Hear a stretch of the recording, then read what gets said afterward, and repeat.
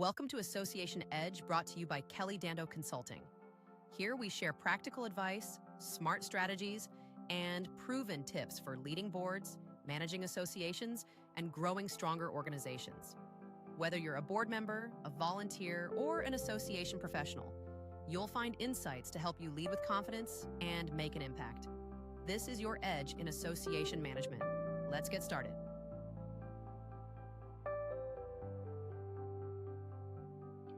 Good morning. Welcome to Team Talk Tuesday. Today we have our team, Jamie and Emily, and myself, Kelly, and we are going to be talking about events and email marketing. So I think this is a really important topic that we have covered in previous podcasts, but I think we can go in depth today. So we're going to be talking about our favorite parts of email marketing, what we're seeing, what are some red flags. So, Jamie, do you want to get us started with your favorite platform, how you like doing emails, what you look for a successful campaign? Sure. Yeah. My preferred platform would be Constant Contact, more because it's just what I've been using for forever and we've evolved together. I like to see an email campaign usually start 6 weeks before an event, no less than 4 weeks before an event. And I really think, having a solid graphic, whether you're using coding to make it look better or if you have a really nice graphic in Canva, just something that's really eye-opening. And this is a new thing for me, but I like to add emojis to subject lines.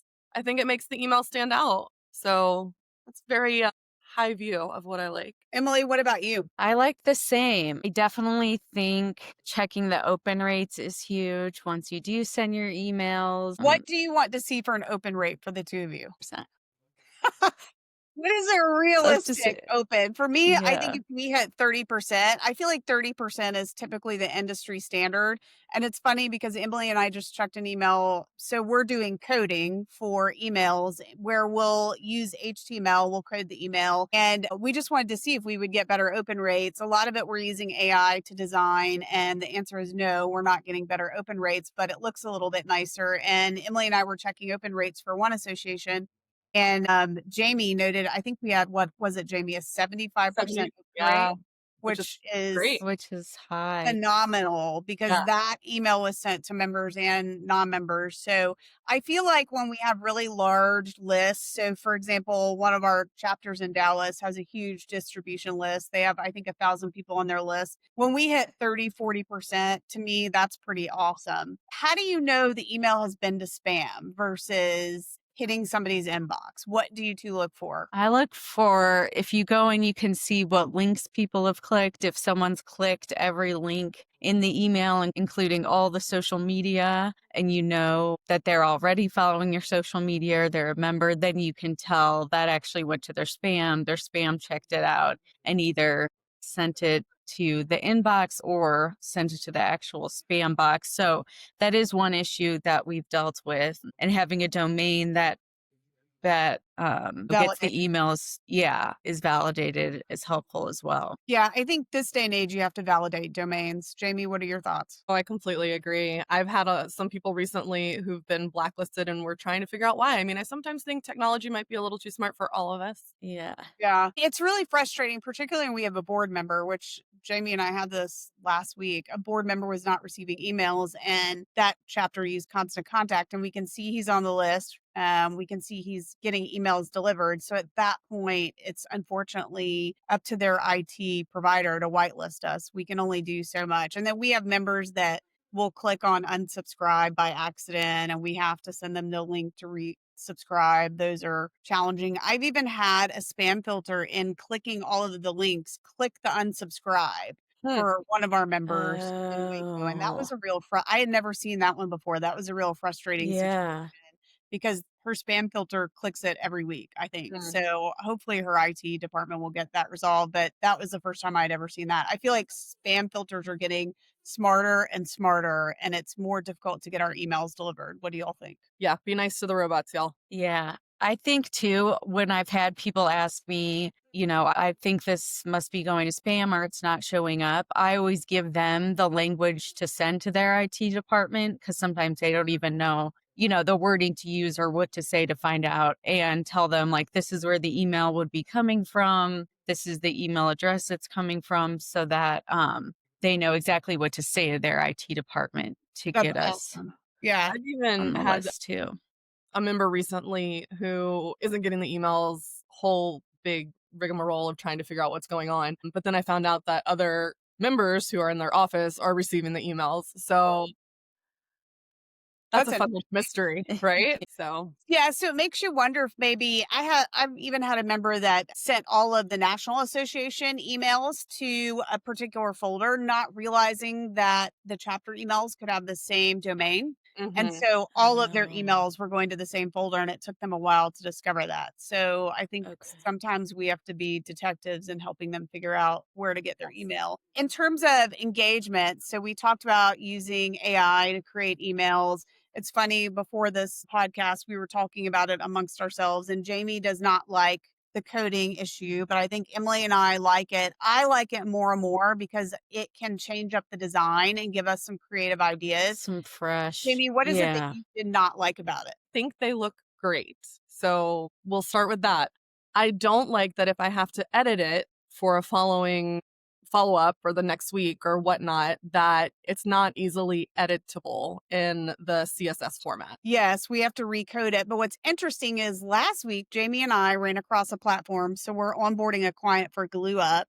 And it was the first time I'd used that system with HTML code. So I put the code in. And what's so cool about GlueUp is it allowed us to go back and update the email in the image form. So you didn't have to recode it. And that's one of the first platforms I've ever seen that does that. And I thought that was a really neat feature. Yes. So all the other platforms catch up. Yeah, because Yeah. I will, the disclaimer, I have not looked at it through MailChimp yet, but Constant Contact, it has been a little bit challenging to code Mhm. it. It was pretty easy for, we did that in Star Chapter, right, Emily? Have we ever Yes. coded one in Wild Apricot? I'm not sure if we've coded one in, I I don't have not tried think, in there, we'll have to try the but I Wild. bet you can. Yeah. Yeah, we'll have to give that one a try. So that's an interesting thought. So when we send marketing emails, do you all feel like when we segment it, meaning send it to members, non-members, how do our lists look? Or do we have one large member list? I hope we're segmenting it and tagging it, but what are you all seeing? I think it really depends upon the chapter and their goal. Let's just say for this example, they want it to go to their members and their prospect lists. I'm using the segments to where it's going to not only current members, but prior members as well as their just greater prospect list. So, I mean, I think that affects the open rates for sure. Just like you were saying earlier, the larger the distribution list, usually the lower the open Yeah. rate is going to be. I find that if we are targeting just members, our open rates are usually really good. I would say upward of 50 to 60%. Yeah, and one thing that just working in association management, you always want to make sure that you're updating those lists. So every time you get a new member, you're adding them, because let's say you get their information, you just want to make sure you go and add that into your mailing list. I think keeping those lists cleaned up as well Definitely. every once in a while is helpful. But yes, I would just, and then even one thing I've been doing is after events, we'll say whenever people purchase a ticket, they're agreeing to be on our email list. I'll upload the list of attendees afterwards, and you always can grab a few new people that way, usually if there were non members. So then moving forward, they're automatically added to your mailing list, which I think is helpful. Great. Yeah, that's a great point, Emily. So all of these systems that we use that are external to our email marketing, being able to export those non-members and import them into the database and Mhm.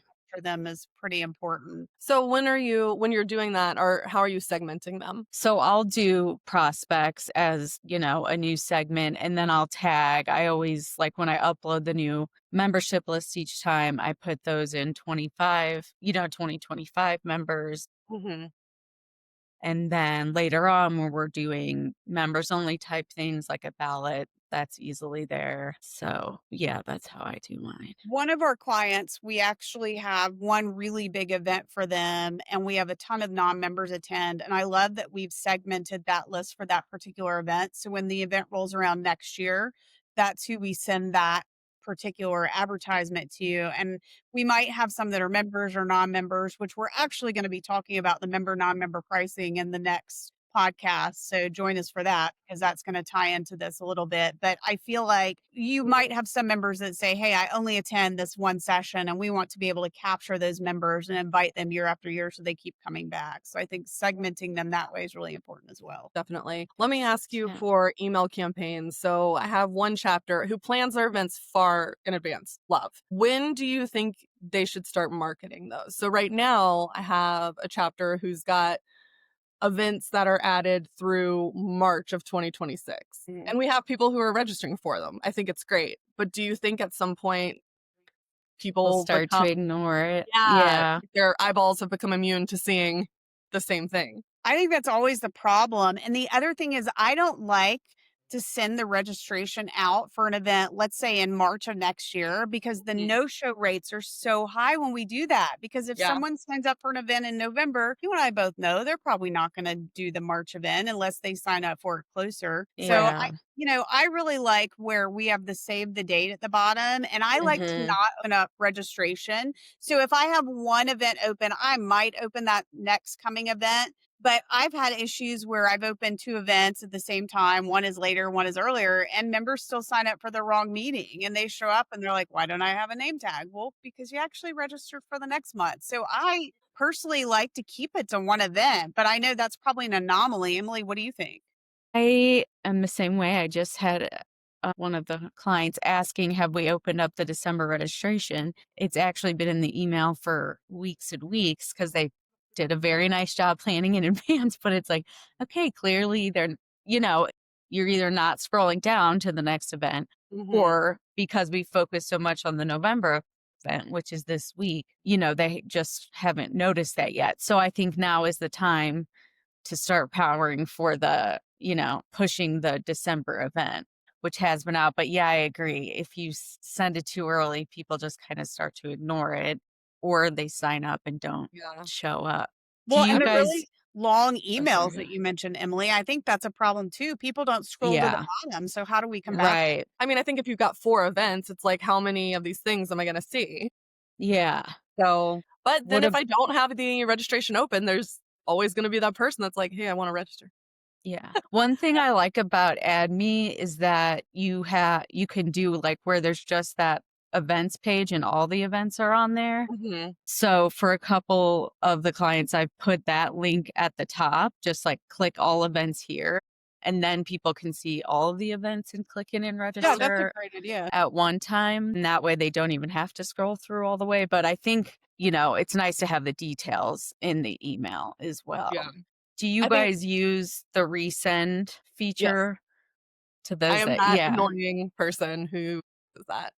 Yeah. yeah, So when we send an email, you have the option to resend to those that don't open. And that's what you're talking about, right, Emily? yeah, I yeah. think that that's a really nice feature. I use it a lot. Is it more effective? I don't know. I mean, I feel like a lot of times those resends are going to spam anyways, and members aren't seeing them, but at least we're trying to get it in the inbox again. I mean, one of the things that we haven't talked about thus far that we probably need to is how often we're emailing. So, what is your Hmm. opinion for a standard email? And I feel like when we take on a new client, the first thing we do is kind of test out the days because I think some clients, they might be looking at emails on a Friday. Clients, no way, they're not looking at anything on a Friday. I mean, most of our emails we send out on Tuesdays because they have better open rates. So, I mean, I Hmm. know that we test the waters, but what are you all seeing as getting better open rates and what are your favorite days to send emails? Personally, like to send emails on a Monday. And I feel Yeah, like torn because I know it's also a terrible idea, but I'm getting decent results for the most part. So Mondays and Tuesdays are Yeah. usually what I'm doing, but I will say I don't like sending in the morning. I think people's interesting. inboxes, get slammed in the morning. I think like 1 o'clock's like my sweet spot. Okay. Yeah. What In about a you? previous life, I used to send emails on a Sunday night, so they'd be the first thing people would see on a Monday morning, but I don't Yeah. feel like that's really necessary for the clients we have right now. Yeah. Yeah, I definitely think it just depends on the client, and the members, but I usually do Tuesday morning. Sometimes I'll do it where like it would hit right at lunchtime, because I think that can be helpful if people are kind of taking a break to sign up for stuff. But yeah, Tuesday is kind of my go-to day. Yeah. And the scheduling, I think, is such a nice feature because we can try different days of the week. I mean, we're Mhm. sending out last chance to register emails. We're sending out emails if the registration is full, which is, I absolutely despise having to tell people that, hey, there's no more, join a wait list. But sometimes that's a good problem to have. Right. So I think a lot of it depends on meetings. So, for example, if we have a Thursday meeting, I'll send out the last chance to register on the Monday before because I feel like if you Mhm. send it Tuesday, you've probably missed a lot of people that might have their schedule filling up. What do you all think? Tuesday I'm Yeah, always at the events on a Thursday. I Yeah. agree. So, are we automating a lot of emails? What are we doing for that? Are you pre scheduling them? I don't like to pre-schedule emails personally. I've had a client in the past where we had to update graphics for an email, That's and what I before I get. took on the client, there were like 6 pre-scheduled emails. So I had to go in and change each one, and then they had more changes, and it just became a little bit of a cluster. So I prefer to send them as close to real time as possible. Interesting. What about you, Emily?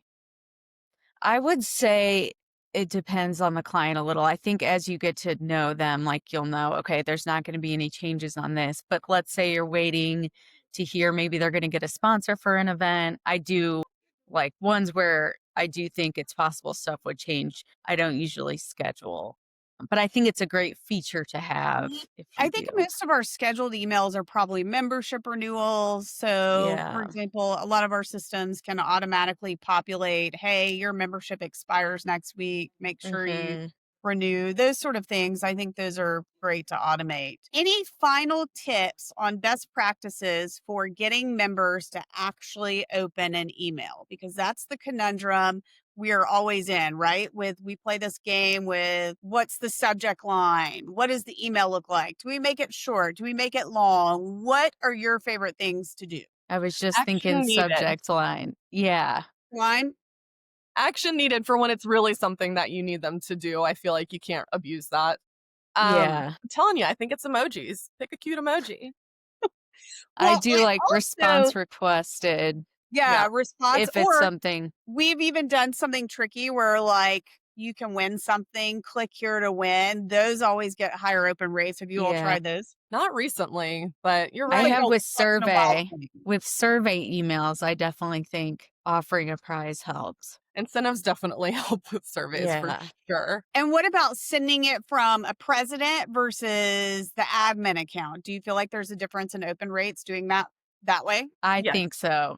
I find that having the president send something out with their personal touch coming from their email address definitely Mhm. helps. It always gives a boost with signups if it's an event. So I definitely do that with some chapters. Well, I think something too that we haven't really talked about is that you can't just rely on an email campaign to get the word out. I think, we have to utilize social Yeah, media. I've social. had a lot, this time of the year, end of the year, it's hard for people to get on calendars. So I think, if we utilize our board or our committees, usually attendance is not looking great a week or two ahead of time. I'll send them the LinkedIn post, like, can you share this on yours or share with email with your network?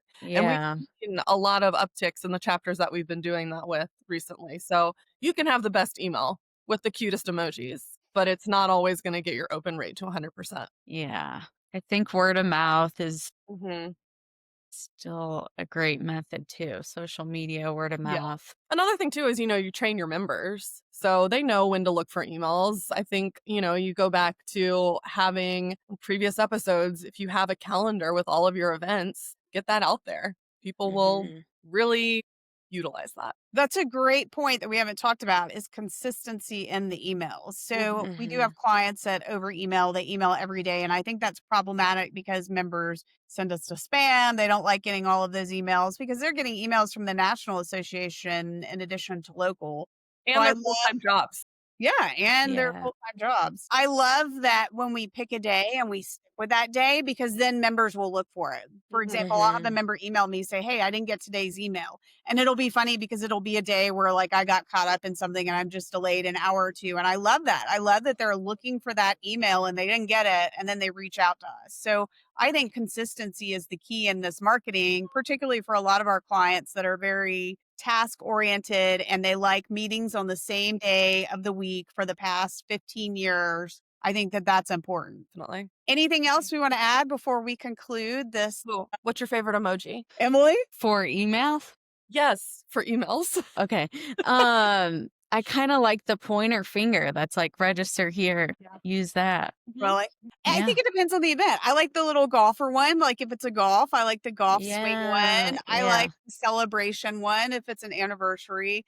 I don't use them as much as you, Jamie. I also feel like if you're looking at it on your phone, maybe the emoji doesn't come through and it sometimes puts something weird. So that's my Oh, I only. love that. And That then- gets them. That gets them to open That's what it. gets your open rates up. No, I think I like the seasonal ones, so I can't say one favorite one, but I have enjoyed doing all of the holiday graphics lately. That's like making my little nerdy heart so happy. So I get to leave in little non-secular snowmen and snowflakes. Yeah, the holiday ones are a Perfect. change of pace for sure. Yeah. Yeah.